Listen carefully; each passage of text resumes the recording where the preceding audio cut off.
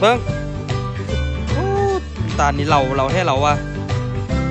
บ้างเขาหลาบแท้ๆหรือไม่เหรอไม่เลยทีโดนะเขาลาบนะแซ่บแห้งสักคนมาลูกค้าที่กินลูกค้าทุกคนสบายดีตอนแรงเด้อมื้อนี้มีการอยู่กัน3คนคือเก่าแล้วทุกคนเนาะเอาตู้กับมีพี่เลี้ยงเป็นคอกนี่เนาะทุกคน มึงเสือเอาตู้เฮ้ยเอาตู้กับพี่เลี้ยงเป็นคอกอันนี้เด้อเอาตู้อยู่ในคอกเด้ออย่าให้เด้อเดี๋ยวพ่อสิไปหดพักไปเกือบป่าไปหดน้ำต้นบักนาวก่อนอยู่น้ำแม่เด้อให้เลยไม่กูเหลือหรอกข้าวโพดให้เลยยาเดี๋ยวกระเซ้าเมื่อท่านบริเฮ็ดอย่างทุกคนเอ้ยท่านว่าบุปผาไปท่านบริเฮ็ดอย่างเลยแต่อยู่ในคอกกันค่อนข้างปลอดภัยเนาะหดสวนผักกันเนอะผมก็แกงใช่ปะรากไหมประกาศไหม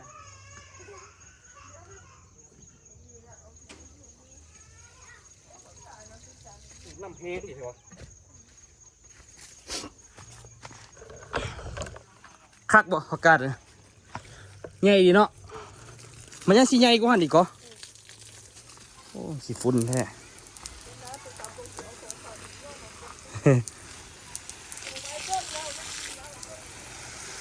มันบเอาไว้ขั้นสมผักนะแซ่บแต่ว่าเอาไว้แกงนี่บ่ปันใดมันเป็นพันธุ์ของต่างประเทศนะมันบ่หวานซ้ำของบ้านเรา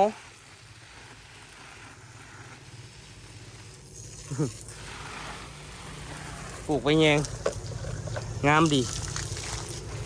น้ำแห้งดีจ้ะ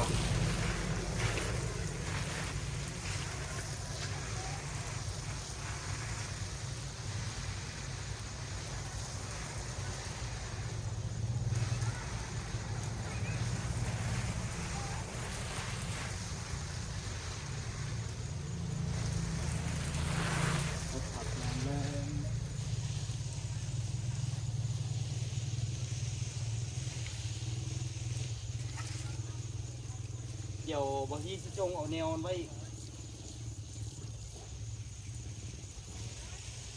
ผู้สาวแนวมันมาล่ะเอาให้ไม่จันเมียนไม่บุ้งไม่จันไปไว้ใส่ละ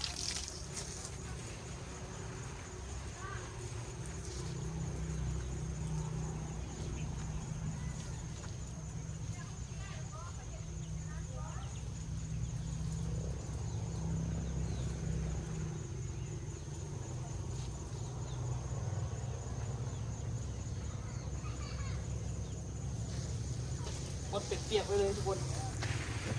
น้ำมีน้ำอยู่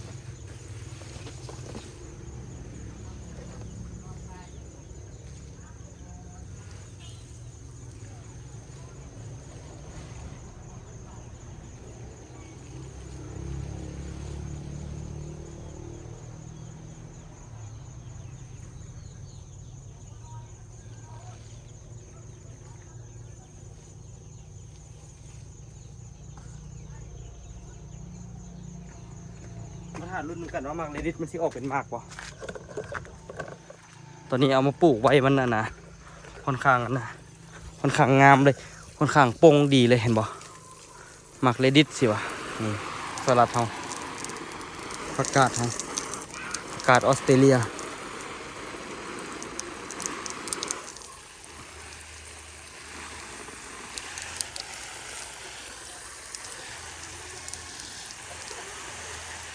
น้ำแห้งดีเชียวมือนี้หาทางแปลงน้ำบ่ผมมีเวลาแปลงเลยไปใส่โอ้ยก็บอกเจ้าเด้ขอสิบ่เฮ็ดเวียก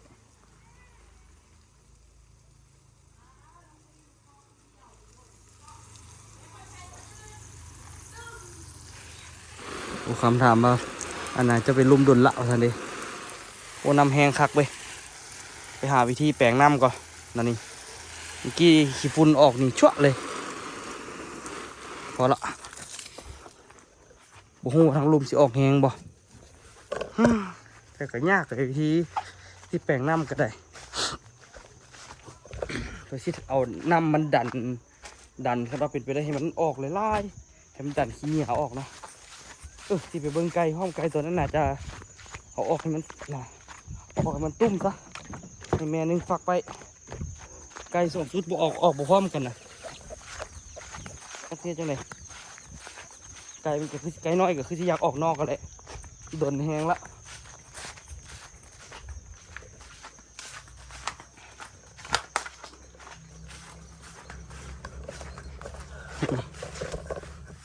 ให้แม่นึงมา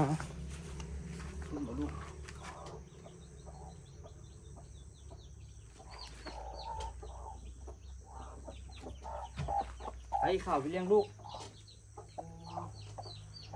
ถึงแม่เต่งตายตัวหนึ่งละ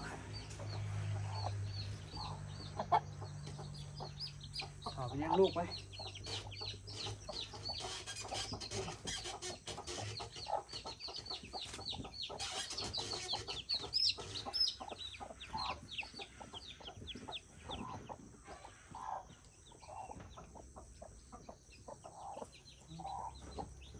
นี่เราฟักไข่ไอ้คนนึงเลี้ยงลูกคนนึงฟักไข่เด้อจักโตนี่มึงดู1 2 3 4 5 6ตัวตายตัวหนึ่งครับมาเราออกโคตรมัน2 ตัวญาติกันแน่เนาะมันเลยเป็นแบบนี้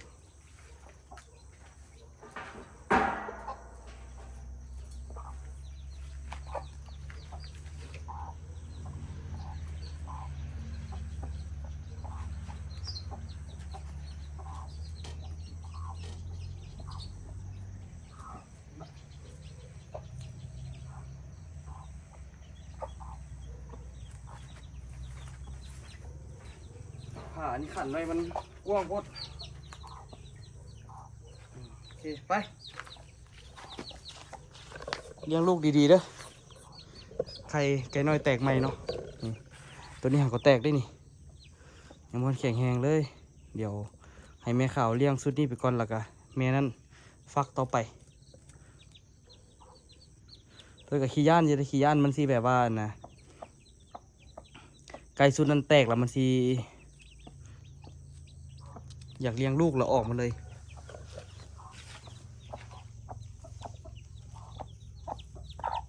โอ้จะได้ยินเสียงเจ็บอยู่ในนะในไข่เหรอเห็นบ่ไปยามมันเลี้ยงลูกเด้อเลี้ยงดีๆเด้อผมให้เลี้ยงละอ้ายลืมหัวอาหารปลาเดี๋ยวไปเอาหัวอาหารปลาดุกกันเนาะเปิดน้ำถิ่มไปไว้กันซะ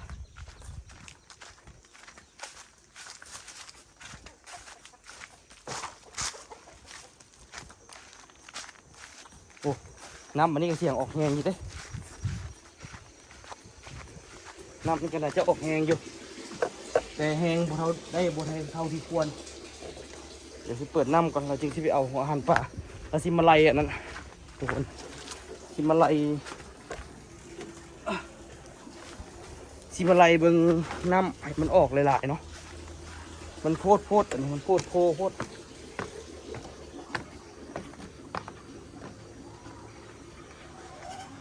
นี่ซ้ำสิกินมาดิเห็นบ่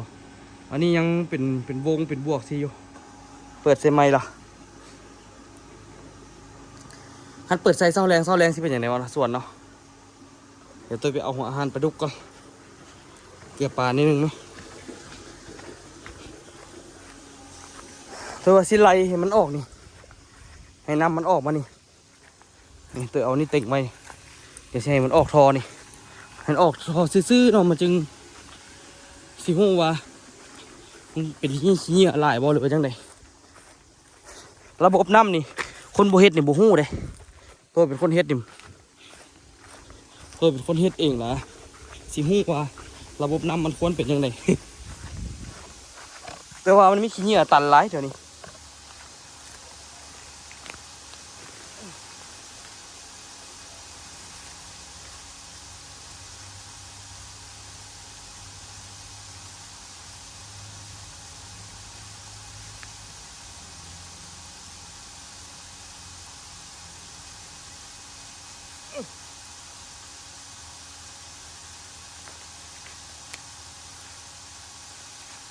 บอ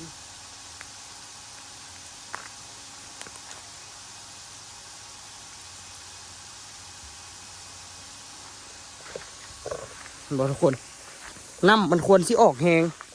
แต่มันออกคอยแต่นี่นะตัวนี้เป็นน้ำเนาะน้ำห้วยที่ควรสิออกแหงมันออกคอยยันว่ามันน่าจะมีแนวที่เหี้ยตันเพราะว่ายืนถึงออกแหงแท้แหงว่าบัดยูรุมนี่เราบ่ออกสินะเดี๋ยวตัวปล่อยน้ำนี้ออกมาหนึ่งก่อนตอนนี้คือมันน่าสาเหตุบ่ได้หรอวะมันเป็นน้ำหยังเห็นบ่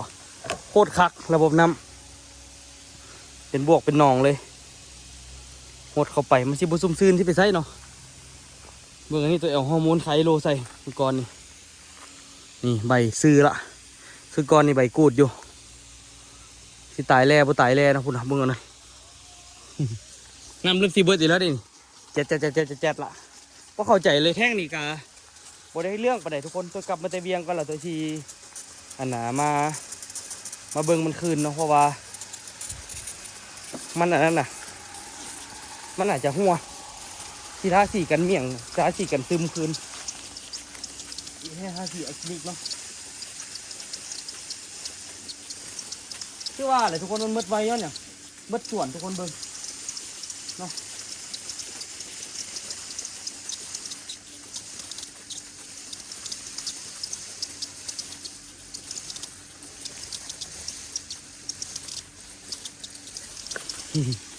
พอละ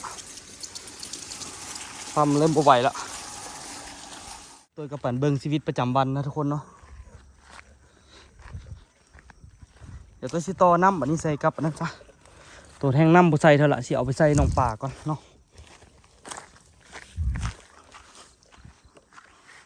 แล้วตัวสิต่อน้ำนี้ไปออกสองทางทุกคนเลย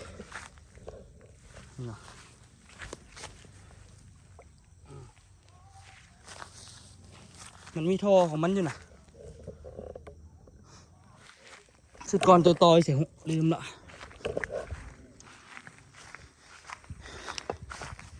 นี่มึงบ่อยนอนน้อย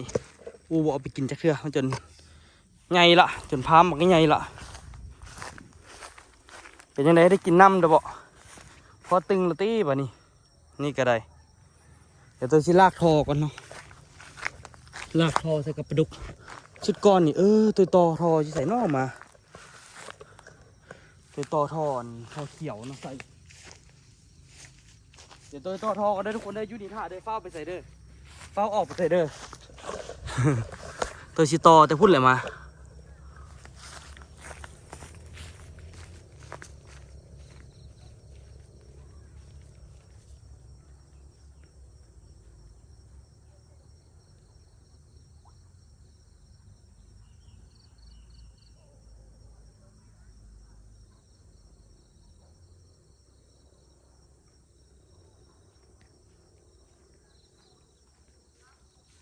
ท่อตัวเก่าตัวว่าพ่อจอยน่าจะเป็นคนนั่นนะกู้เมียนพ่อจอยมาเมื่อกี้นี่เดี๋ยวจะไหนตัวกระซีต่อน้ำให้กับปลาดุกให้มันได้เนาะที่พยายามต่อน้ำมาก่อนแต่ตอนนี้ขอให้อาหารมันก่อนบ่ได้นี่บ่ได้ทานคิดให้อาหารปลาดุกโดนละ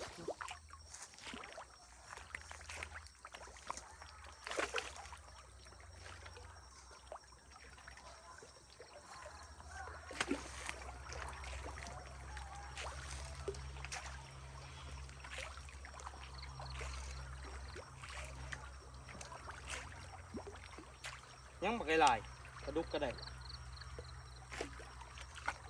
คิดว่าสิกินเมื่อนี่บ่เบิดจักเถื่อทุกคน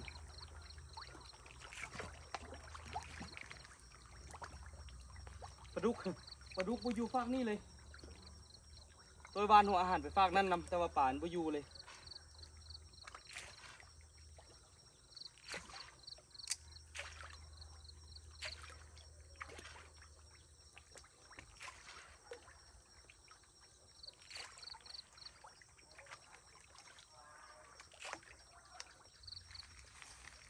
บางตัวก็ใหญ่บางตัวก็น้อยปลานี่ก็ได้มันขึ้นกับว่าตัวใดกินดีกว่ากัน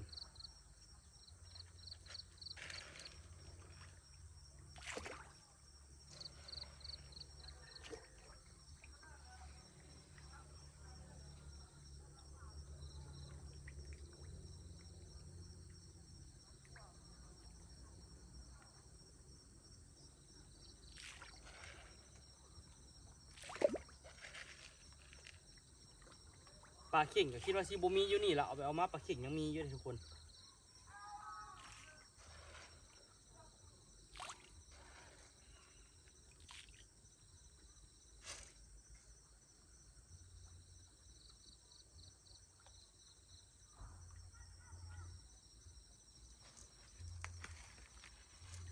ฝั่งนั้นปลาดุกเริ่มกินละ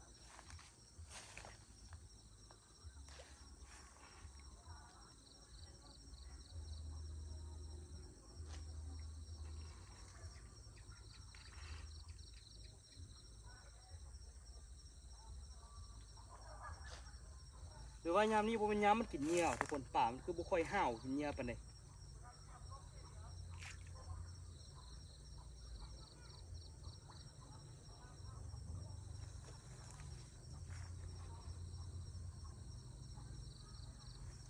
ตัวที่กินก็กินซาทุกคน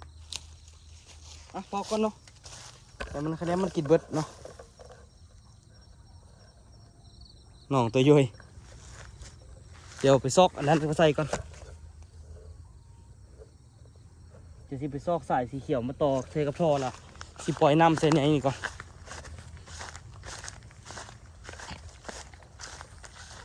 ยังเหลือแต่น้อยเดียวน้ำก็ได้นี่เห็นบ่มันมาฮอดดีละแต่ว่าออกคอยตัวงงเลยมันเป็นน้ำเอียงวะไม่เข้าใจเลย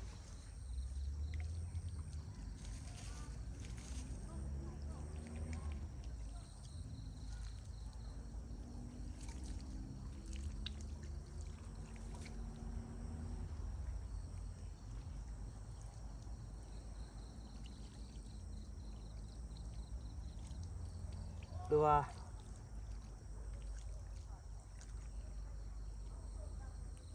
หญ้าเลยเดี๋ยวขั้นตัวเอาใส่หนองปลาเดี๋ยวมันสี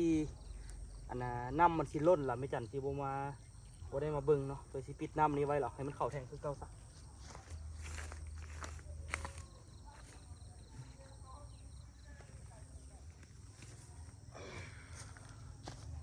เบิ่งระบบปิดน้ำ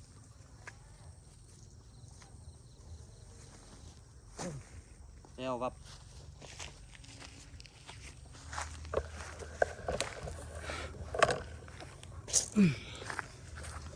เข้าใจเลยบ่ฮู้ว่ามันตันอยู่วันไหน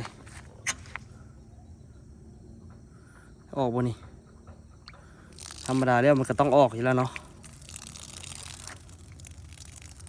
จะออกคอยอันนี้น้ำฟรีทุกคนน้ำห้วยเนาะแต่ว่าอยู่ถึงน้ำบักแห้งลมมาลมนี่แหละคอยปกติน้ำบักแห้ง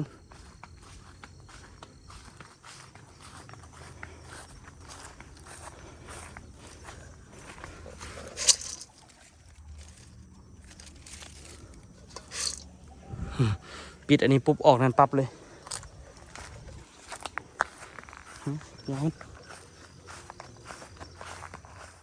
เอาตัวจะลิ่นแม่ของพ่อน่ะเอามา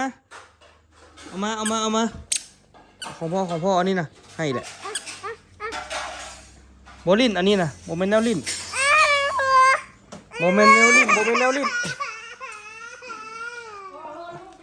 เอาอย่าให้แตกเลยอย่าให้แตกเด้อ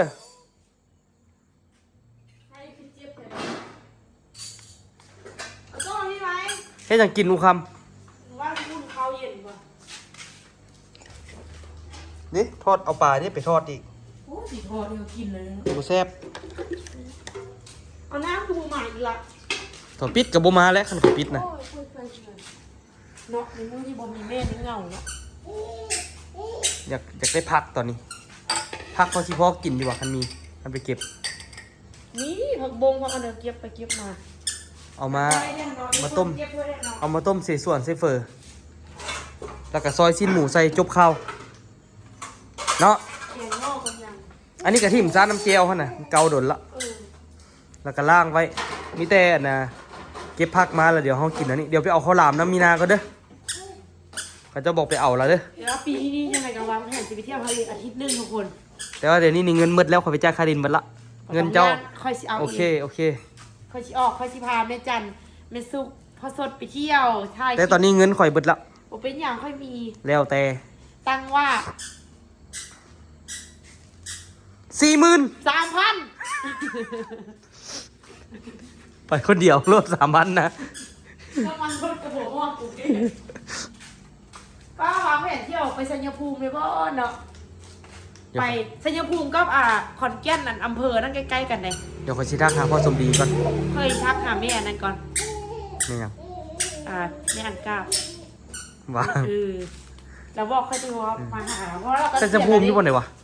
ไก่เขาไปด้วยเดียวนึงก็ฮอดบ้านเราแล้วมือนะเขาไป ไก่ใส่ ไก่น้ำพุทธับลาวไปด้วยนึงก็ฮอด โอ้ บ้านเรา ว่ะทักเบิ้ง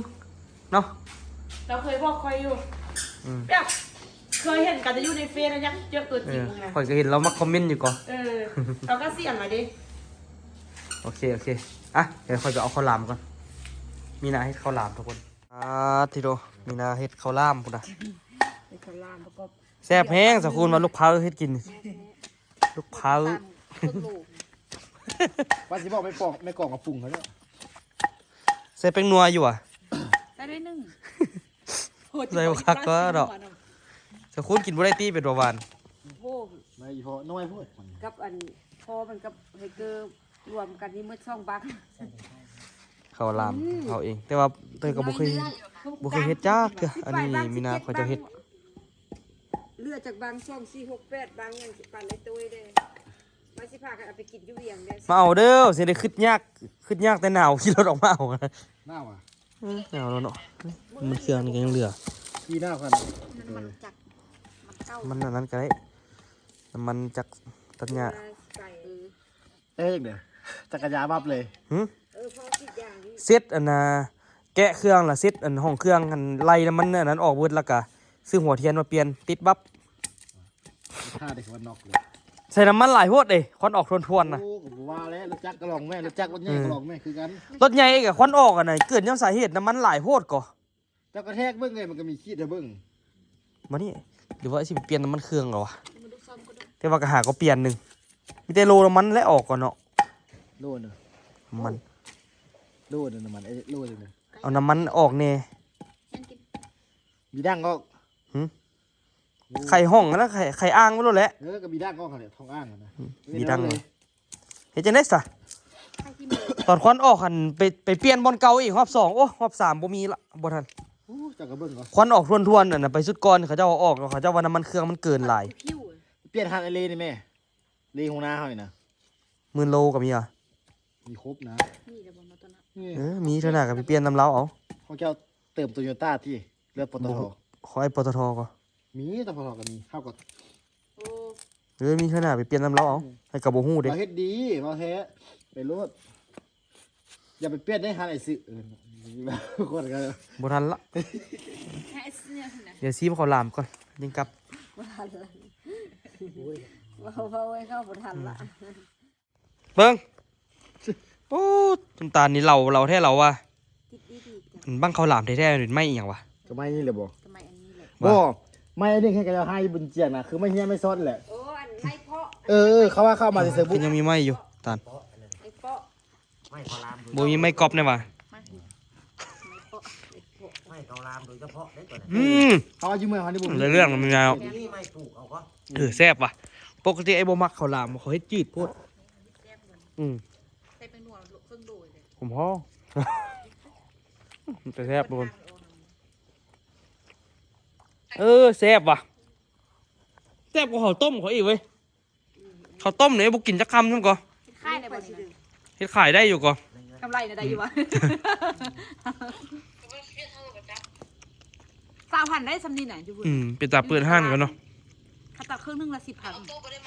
เป็นตาเปิดห้างเขาวเปียกอยู่ เอาแค่เอาค่าอยู่ตลาดน่ะ บ่อันนี้แซ่บไปดีบ่แท้มันแบบว่าหวานกับบ่หวานเฮงแบบ มีแต่ความมัน หวานมันแซ่บ เราไม่เอาตัวเราเอาบาง ถามมึงเด้อ อูไปสิมักสิมักตุกยากเลยตุกนะ บ่ยากติตึก อืม มันเป็นอันนี้คนเท่า เข้า ไอ้กับบ่มักคือกันตุกแต่ไอ้มักกินนี่ปกติไอ้กับบ่กินคือกันอ้าวยายเห็นเธอแม่มีนายังกินคำเดียวหนึง แม่เขาลอกน่ะ โอ้ ต่ ยังยากอยู่ได้ หากก็กินคำเดียวหนึง โอ้ ต้นตาลห้ามันบ่ติดอีน่ะ เย็ดแม่ห้ำเอาเปื่อยกันอะไรเกี่ย เดี๋ยวจะบอก ไปทากท่าเลยตาล ต้นตาลห้าแล้วมันเข้า บ่มันไหม้ตั้งคิดก่อ มันบ่ติด แมนอยู่ มันไหม้น่ะ เฮ้ยได้กินเมื่อนี่มีนากินหลายละให้กินซะ เอาไปโรด เลิศ โคก้าก็กินอ่ะ เอาใช้ด่างแค่ ถ้าไปบอก แค่ไหมกัดกินไหมเดี๋ยวว่า ปกติบอมันอันนั้นอีหลีไฟเขาหลายโพด ใคร มีนา พอจับไปสุกไหมนี่เตาอะไรนะ โอ้แซ่บอีหลีป่ะ รักโคตร แซ่บเลยหิวข้าวบ่ยักหูกัน กินข้าวไว้ตัว ยังบ่ได้กินข้าวเด้อ แซ่บๆอันนี้ เดี๋ยวเอาไปให้อูปอกนี้ตันปอกบางใหญ่ฮะ บางเรื่องมันเป็นเหล้าเข้าเป็นเหล้าเอาปอกเดือบๆ ว่าบางเนี่ยนี่แหละ เอาบางง่ายหั่นน่ะ บางไม่ไหม้นะ ต้องไปอีก เออ เป็นเรื่องกับเฮ็ดเสส่วนกินอยู่เฮือนทุกคนเติมไปเก็บผักอยู่นะอยู่สวนมาเนาะนี่ก่อนเสียส่วนจงไปกินหลายรอบกินอีกรอบนึงนี่นะใส่เท่าหน่อยแล้วก็ปรุงเอาใส่อันนะตัวที่ใส่เป็นอันนะซอสเกาหลีน้ำใส่น้ำซอสเกาหลีน้ำโอ้ประมาณนี้เนาะเฮ็ดน้ำกินแรงทุกคนหม้อแดงสายหม้อแดงลืมอยู่ข้างต้นตาลไม่ได้เอามาปะนี้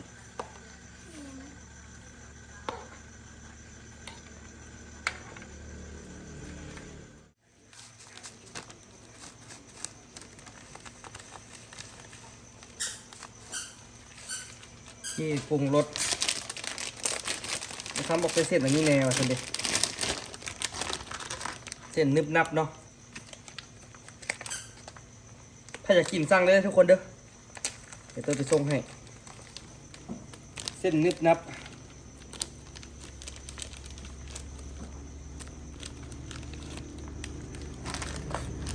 ใส่ซีนกับลูกซีนเข้าไป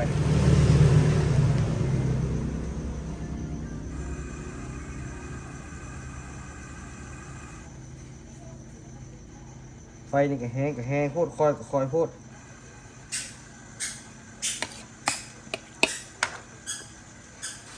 สำคัญที่สุดเนาะทุกคนเนาะนั่นก็คือนี่พักกันนะพักที่สวนเนาะพักกันนะเกาหลีที่ว่าพักออสเตรเลียที่ว่าตัวไปเก็บมานะทุกคนเนาะมันอันน่ะโดนละบ่ได้กิน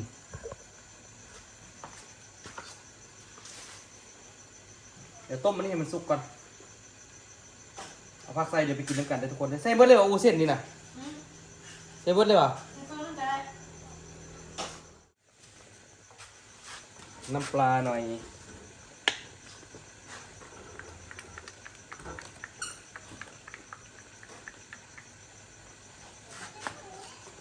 เพิ่มความเค็มให้กับชีวิตเนาะผักลงเลย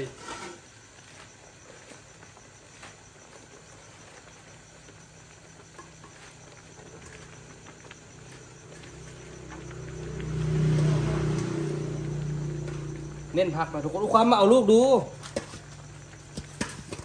ว้าว มองหันละ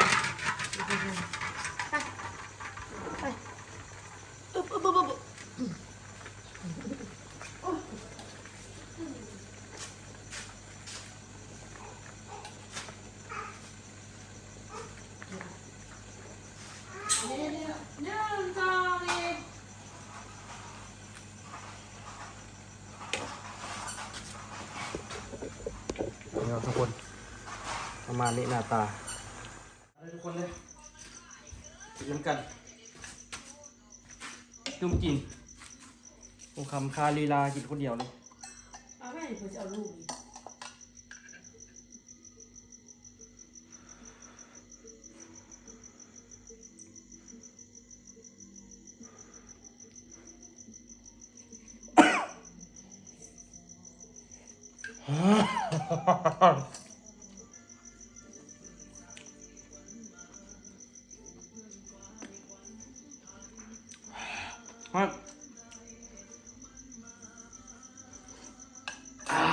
ใจขนาดทุกคนเลยที่ลิขสิทธิ์แบบนี้ละ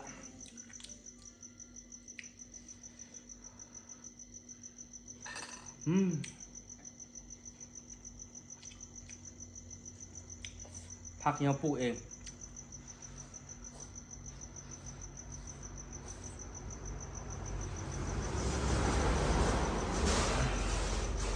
ฮอต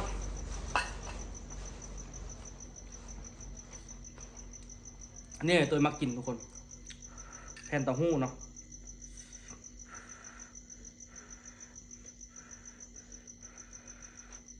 ถือแถมแซ่บอันนี้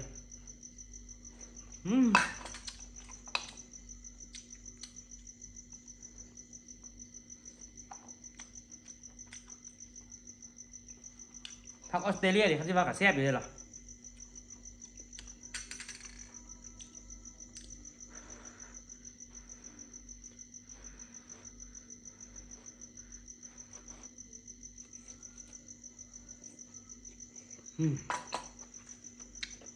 แล้วอาหารแรง